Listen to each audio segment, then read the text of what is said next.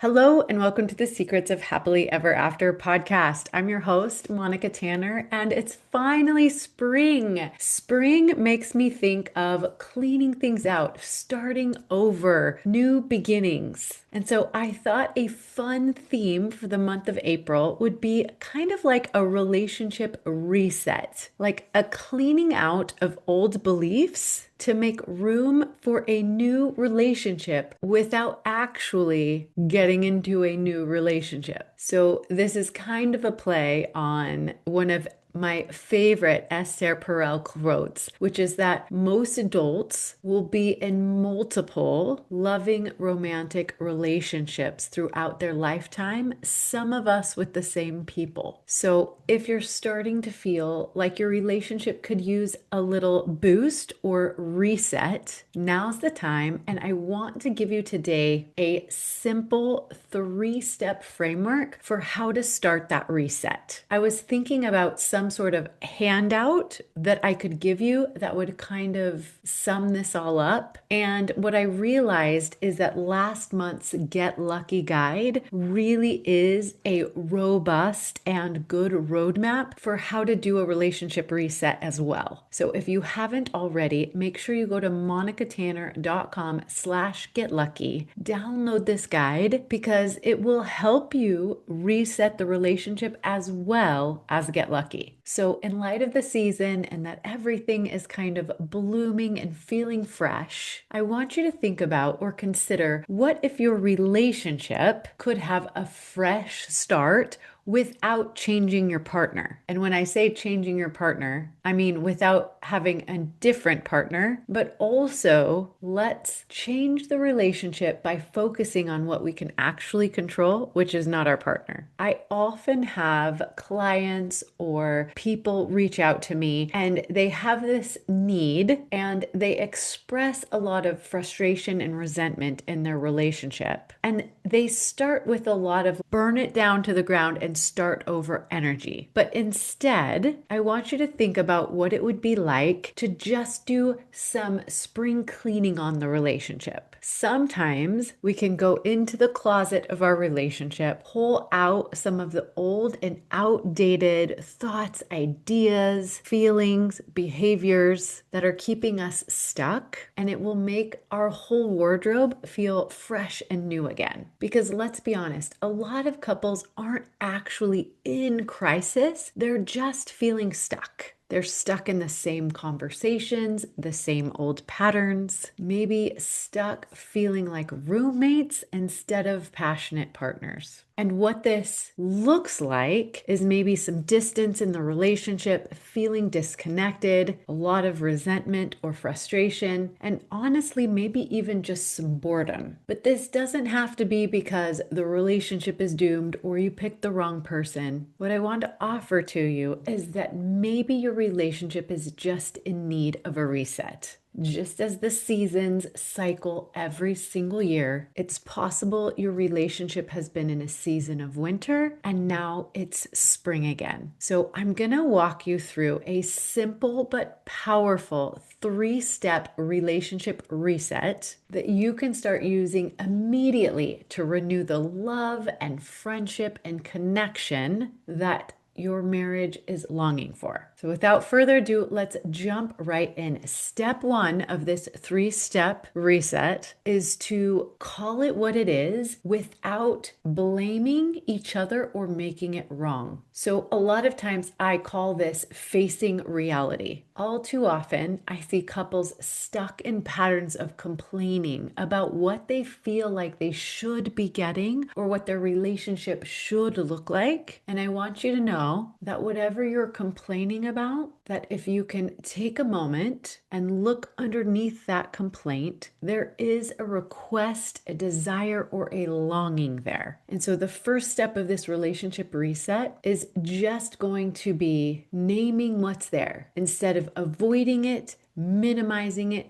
or turning it into some form of blame, either your partner or the circumstances. I want you to just think about where is your relationship right now. So instead of avoiding it, minimizing it, or turning it into a way to blame either your partner or the circumstances. And here's what this sounds like. This sounds like my partner never helps me. They're always on their phone. We're basically just roommates. That's what that type of energy sounds like. But when we say things like that to our partners or to a friend, that energy comes into the relationship and it sounds like we're attacking. And the only thing for our partner to do is to defend against that attack in whatever way they know how to defend themselves. So, in order to create a reset, we've got to ditch all of that criticism and complaint, and we have to put truth on the table without judgment or blame. This sounds different. Let me give you some examples. Hey, I've been feeling a little disconnected from you lately, or I miss how much we used to laugh and do fun new things together, or I feel like we've gotten in a bit of a rut. That is stating plainly your experience of the relationship with honesty, but without the blame. Can you feel the difference when I give you those examples? The first group of examples creates a lot of defensiveness, where the second group creates an invitation to kind of explore what's going on from both you and your partner's perspective. Because here's the truth, you cannot reset what hasn't been named honestly. If you're not willing to put honesty out on the table, it's really, really hard to do anything about it. So I want you to get honest and I want you to get clear about what you're feeling so that you can name it and we can work with it. So that's step one. I want you to get really honest about the state of your relationship and see if you can do it without turning your partner or your circumstance into the problem. Got it? All right. Let's move on to step two, because this one is my favorite and it's going to sound very similar to making a request. Because basically, now that we've named what we feel like is happening in the relationship right now, I want you to get stupidly specific about what you actually want. This is the point where everything begins to shift. This is the part that a lot of people have a hard time with, because it's easy to be crystal clear about what you don't want, and often that turns into complaint. But as I said, underneath these complaints are desires and longings and requests. And so if you will get stupidly specific about what it is that you actually do want, now we have something to work with. So this is simple, and it sounds like when we push the complaint away, you're going to start to uncover things like, I want more connection. I need more help around the house. I want more intimacy in our relationship. That's a good start, but it's super vague, because what does that actually look like and how can your partner help you with that? So this is where I teach my clients all the time to get stupidly specific. So instead of, I feel like we should spend more quality time together, try saying something like, I would love for us to spend 20 minutes together every day after dinner without phones,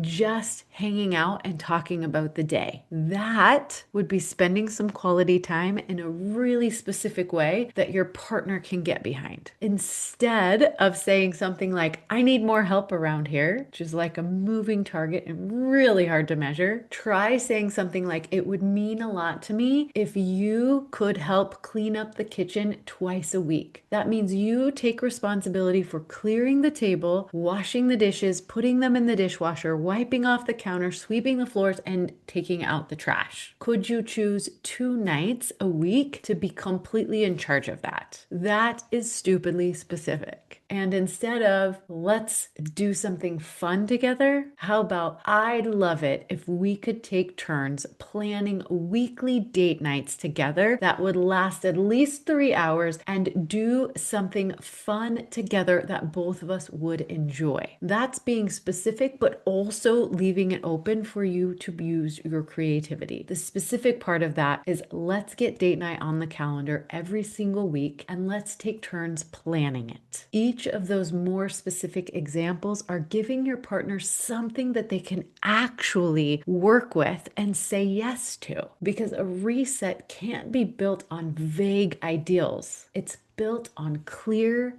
actionable requests. All right, so step one, get really honest about the state of your relationship. And two, be stupidly specific about what you actually want. All right, step three, create one small win and build momentum from there. So here's where people mess this up. They try to reset everything at once. Often they're thinking, I want better communication, more sex, less conflict, more fun, and more emotional connection. That is a very tall order. And I guarantee you're going to get discouraged really quickly if you try to do all of that at once by next week. So instead of such a tall order, we're going to create one small win at a time, just one. Something simple, something doable, something repeatable. Because small wins do something really powerful. They rebuild trust, not just trust in your partner, but trust in the relationship. It starts the ball rolling and creates hope that change is possible, that effort matters, and that you're not stuck in the same spot forever. Once you're successful with one small reset, now you've got some momentum. So this week, I want you to pick one thing. It could be maybe a 20-minute daily check-in with each other to create some more emotional closeness. It could be taking a weekly walk together. You could work really hard to get date night on the calendar. I find this is one of the most effective relationship resets, and it's pretty simple. Or you could make an agreement like no phones after 9 o'clock. I think I'm going to suggest that one for my own personal relationship reset this week. So remember, it doesn't have to be big. I don't want you to overhaul the whole relationship. I just want you to pick one small win and be consistent with it. Because like we said, consistency creates momentum and momentum creates transformation. And before you know it, you have a complete relationship reset in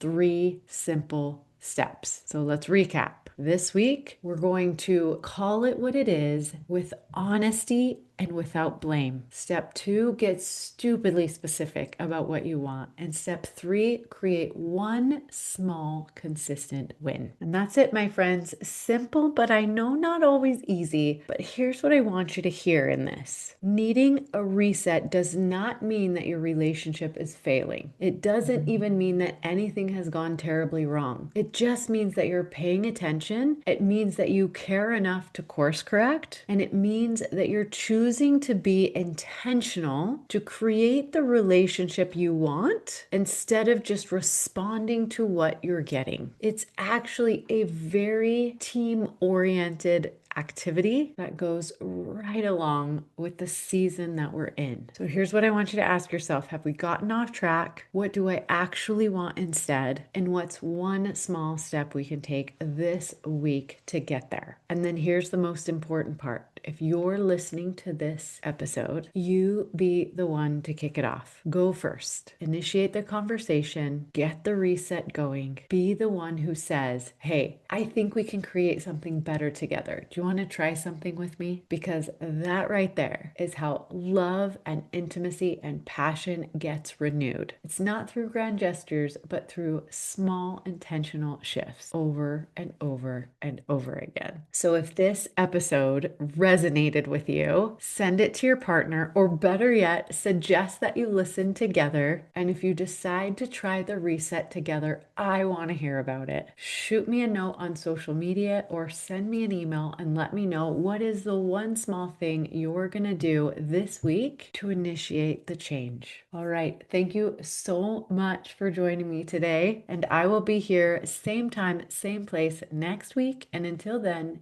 happy marriaging.